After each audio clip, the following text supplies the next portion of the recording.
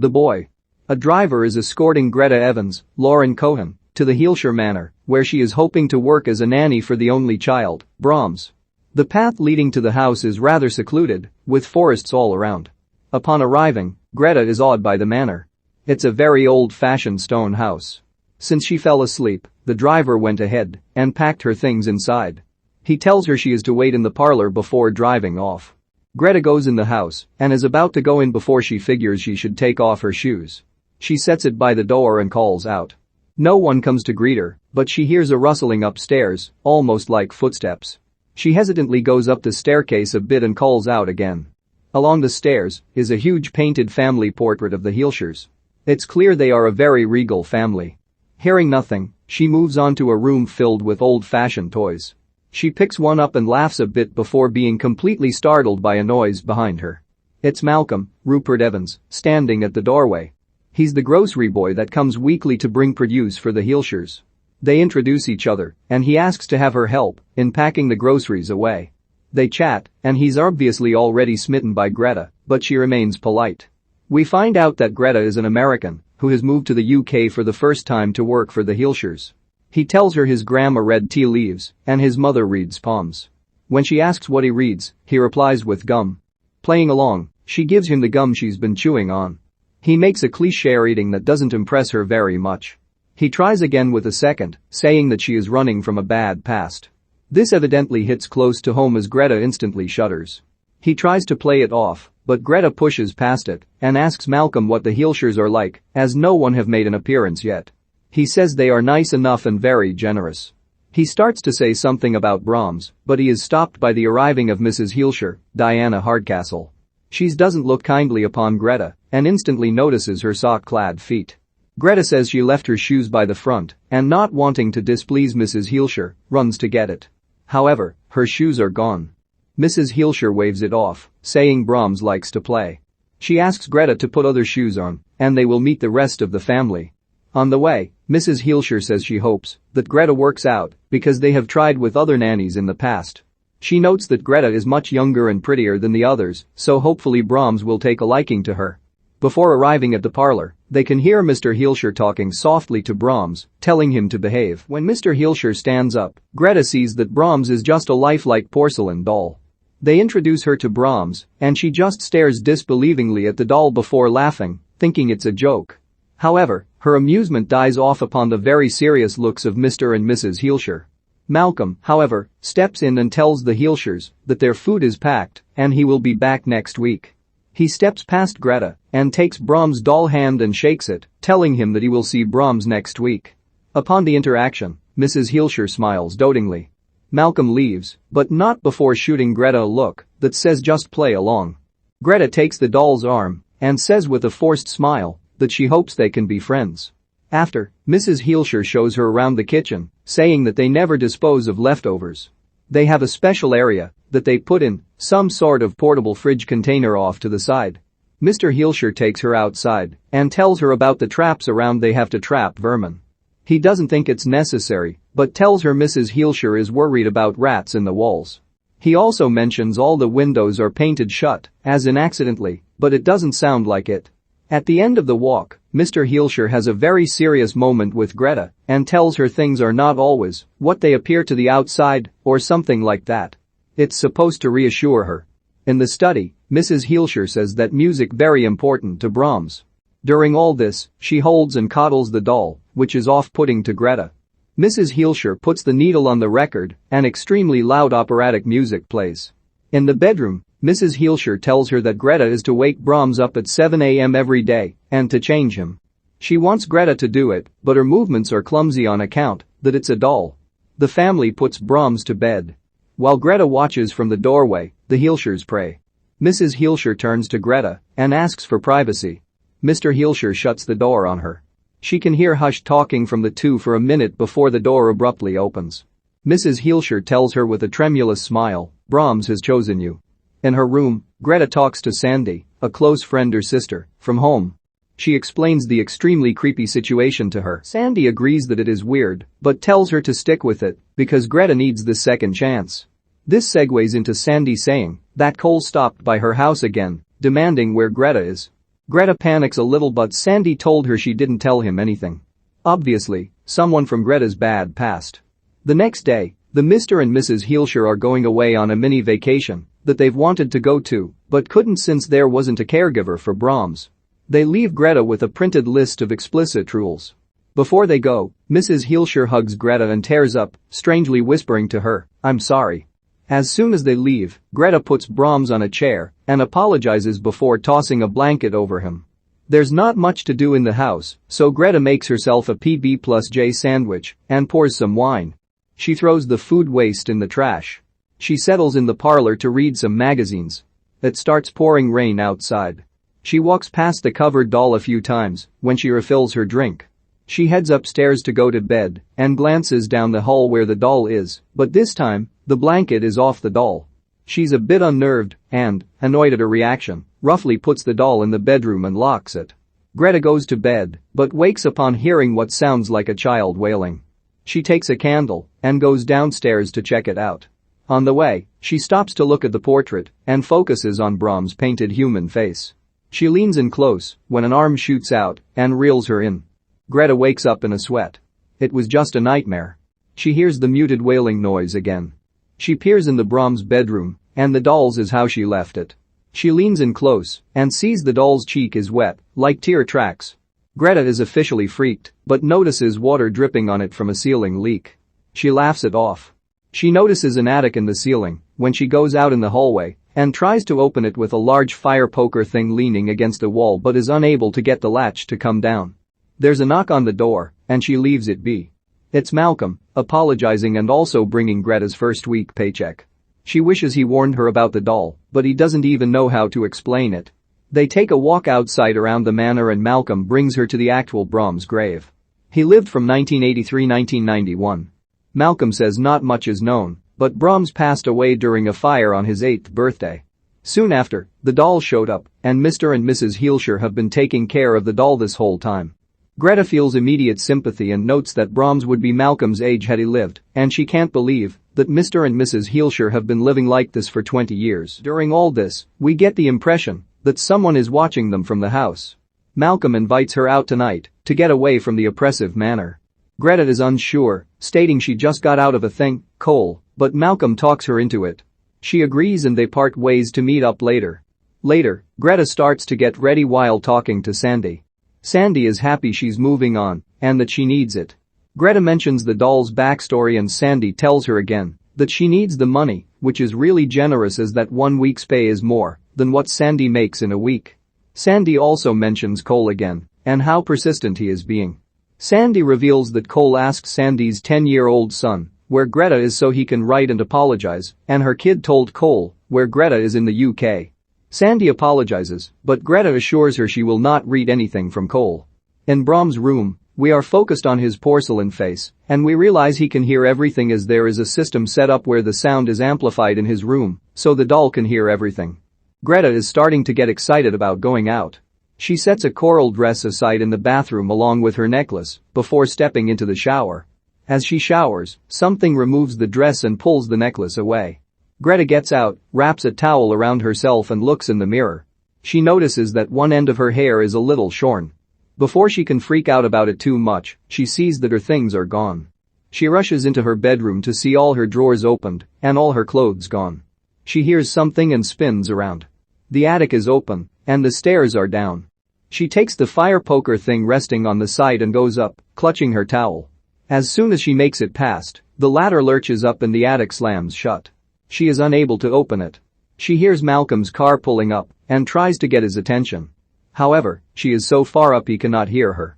She tries to make noise by banging the iron poker against the walls, but it's far too muted for him to hear. She can barely see him through the thick wooden boards. Remember, every window is pretty covered up or shut. She keeps trying until he leaves. Dejectedly, she looks around a little in the dark before a figure pops up at her. She is so startled she falls back and knocks herself out. In the morning, Greta wakes. She goes around and sees that the figure that startled her was just a suit that is hanging against the wall. She also sees that the ladder is down and the door open. She calls Malcolm over to comb over the house. He looks at the attic stairs and he barely touches it before it snaps upward and closes. He figures that's how she got trapped up there. They spend some time together and play some pool. They go to the study to talk, where she asks more about what Brahms was like. Malcolm isn't entirely comfortable and tells Greta that there is people talk and pub talk and that the truth is somewhere in between. The people version is that Brahms was a very nice lad. The pub version is that Brahms was very off. Malcolm tells Greta about how one time he came over, it was actually Brahms' birthday. Mrs. Heelshire was opening presents with the Brahms doll, while Mr. Heelshire was in the study, drinking heavily. Malcolm was heading to leave when Mr. Heelshire begs company with Malcolm. Mr. Heelshire was muttering about how he can't go on like this anymore, the doll thing. Malcolm took the opportunity to ask what Brahms, the actual Brahms, was like and Mr. Heelshire just replied with, odd. Malcolm wants her to leave again, but Greta assures him she is okay. He leaves for the night and she heads to bed. She calls Sandy again and leaves a message for her to send more magazines or anything over as there's no internet or TV or barely anything electronic in the manor. She hangs up and the phone rings again immediately. Thinking it's Sandy calling back, she picks up instantly but just hears breathing. She hangs up, unnerved. The next day she goes through the motions and notices the doll in bed where she has left it all that time. The list of things that she's supposed to do daily with Brahms lays nearby. The phone suddenly rings outside and when she answers it, she hears the same breathing. This time, there's a small tinny voice, like a child, calling her name and asking her to play. She starts crying and screaming, asking who this is. She hears footsteps and runs to her room and locks it. From the bottom of the floor, we see the porcelain feet walking across. Greta watches hysterically as she hears Brahms asking her to come out. She sees something being placed down and after a while goes outside and sees it is a tray with a PB+J sandwich. She picks it up and starts laughing, crying hysterically. She looks across the Brahms open room, where the doll now sits on a bed, facing her. She goes to the door and stares at it and then looks at the list, now knowing what Brahms wants. The next couple of days, she takes care of Brahms. She talks to him and makes food for him, throwing it as instructed in the container. She plays his music and pretty much follows the list. We cut to the Heelshires on their trip. Mrs. Heelshire is writing a note to Brahm, apologizing for them leaving him. At the bottom of the letter, it says the girl is yours now. They head to a coastline, picking up rocks and putting it in their pockets. They walk, hand in hand, drowning themselves. One day, Malcolm comes over earlier than usual to deliver the food, to check up on her. He notices the doll sitting at the table with them. He asks her out again, and Greta glances over at the doll, thinking she better not. Malcolm takes it in stride and takes Brahms' hand and asks to take Greta out, also playing Brahms' approval in reply. Greta just looks and is not comfortable. She then starts to tell him that Brahms is here. Malcolm doesn't believe her and she takes him upstairs. Apparently, Greta has been experimenting. She places the doll in a sitting position on the ground in Brahms' room. She takes some chalk and erases her previous lines. She draws a rough outline around the doll. They head back to her room and Malcolm still thinks it's crazy. She says she got the idea from when he mentioned how Brahms in real life was extremely shy. So the doll will only move behind closed doors or out of sight. They wait a few beats. Greta knocks on the wall and they go back to Brahms' room. The doll is exactly as she left it. Malcolm tells her it's okay. He believes her. Greta wants to try one more time. She hugs the doll and tells him that she needs Malcolm to see it so she's not alone. She also says that she would have to go if he doesn't move and that she needs Brahms to do this for her. They go back to her room and when they head back, the doll is gone. Malcolm is shocked. Greta is ecstatic that someone else is experiencing this and that she's not crazy. She hugs him elatedly and they almost have a moment when she spots Brahms creepily staring at them from behind the door. She picks Brahms up and praises him for a job well done. Greta and Malcolm walk outside the grounds and have a talk. They figure it must be a spirit in the doll. Malcolm is still a bit creeped, but Greta mentions that she understands the Heelshires more. She explains her past and her long relationship with Cole, who was sometimes abusive. She became pregnant but lost her baby when Cole got violent with her. So she can relate to the Heelshires because she lost a baby too. Malcolm comforts her and they kiss. They go back inside to her room. Someone is watching from the keyhole. They start to undress when they hear the loud opera music, interrupting them. They go downstairs and find the doll in the study. Greta figures he is not happy and puts him back to bed. Malcolm is unnerved. He talks to Greta about something 20 years ago that he held back because he didn't want to scare her. There was a girl that would play with Brahms every week. On the day of his death, the girl went missing while they were playing. Afterward, the house burned up and Brahms died. They later found the girl's body in the woods, her skull completely crushed in. Malcolm isn't completely sure if the doll is holding a good guy ghost spirit. Greta knows Brahms wouldn't hurt her. She asks Malcolm go home for now, remember the no guest rule? While Greta puts Brahms to bed, she whispers, you wouldn't hurt me, would you Brahms? The next morning, Greta is making breakfast when she hears the billiard balls clacking from the study. She picks up Brahms and heads over, thinking it's Malcolm. It's Cole. Greta tells him he shouldn't be here. He chides that he just wants to say hi to the kid. Greta clutches Brahms to her protectively, and Cole realizes it's a doll and laughs. Greta admits that they pay her to take care of a doll. She makes dinner and seats Brahms with them. Cole talks about how he found her a job back home. He keeps trailing off by the doll's stare on him. Malcolm comes by, and he and Cole have a mini standoff. Malcolm peels her away by asking her to look at the groceries. They talk about Cole cannot stay here, and he will hurt her. Greta denies either would happen and tells him she will take care of it. Malcolm gives a curt goodbye to Cole and leaves. He doesn't leave, but parks outside a ways and keeps watch. Greta brings blankets and pillows for him which Cole takes to mean he won't be sleeping in her bed. Before she leaves, Cole holds her painfully and tells her he's not letting her go again. He expects her packed by the morning and that they are leaving. Greta tears up and leaves. Greta puts Brahms to bed, hugging him. She whispers tearfully that she needs his help and falls asleep. Cole wakes in the middle of the night to blood dripping on his head. He wakes up and yells for Greta. She comes downstairs and sees a bunch of the rat carcasses from the trap and a bloody message above that says get out. Cole thinks it's Greta and she vehemently denies it. They spot the doll in the corner and she runs to him, saying Brahms. What did you do? Cole is pissed and grabs the doll. Greta backtracks and says it was her that did it, but Cole sorta believed the doll had something to do with it because he's been creeped out by it from the start. Malcolm hears the commotion and runs in and sees Cole waving the doll around. Greta is frantic and they both try to grab the doll away. Cole eventually smashes the doll into the ground. It shatters into 100 pieces. Immediately the walls start shaking. All three are freaked and Malcolm wants to leave, but Cole shushes them and puts his ear against a mirror on the wall, following the noise as it quiets. Suddenly, the mirror shatters and something bursts from the walls. It's a huge figure with a porcelain mask over his face. He immediately goes for knock down Cole. Malcolm and Greta try to stop it, but the figure knocks them both aside and stabs Cole in the neck with a shard from the broken doll. Greta tries to get Malcolm back up and the figure starts to go after them. They head to the front door, but is blocked off by the figure. He is finding quicker routes to their escapes. They run upstairs and hide in her room, locking the door. The figure opens at the doorknob. Greta finds a panel in the wall and they both go through. There's a pathway in the walls. Greta finds some stairs that lead up. It opens into some small room aside the attic. It is old and has a fridge and very rough living accommodations. There's a patchwork life-size figure on the bed.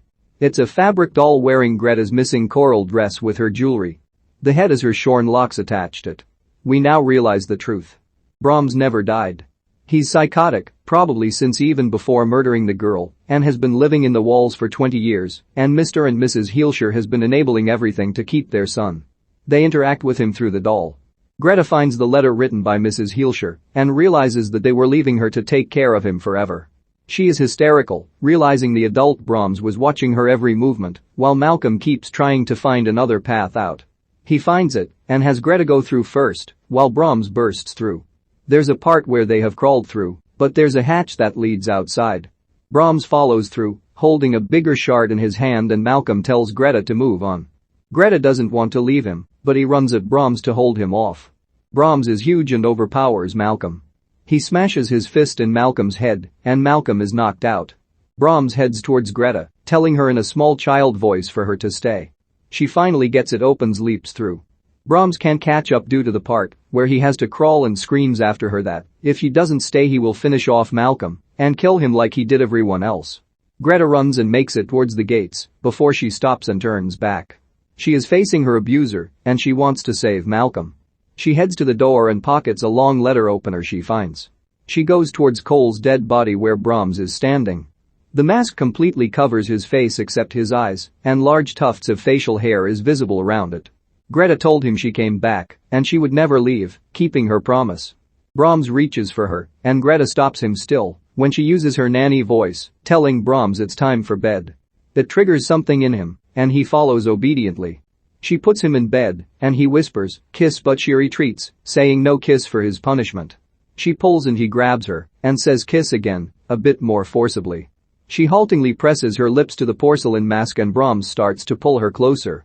She takes the letter opener and stabs Brahms in the stomach.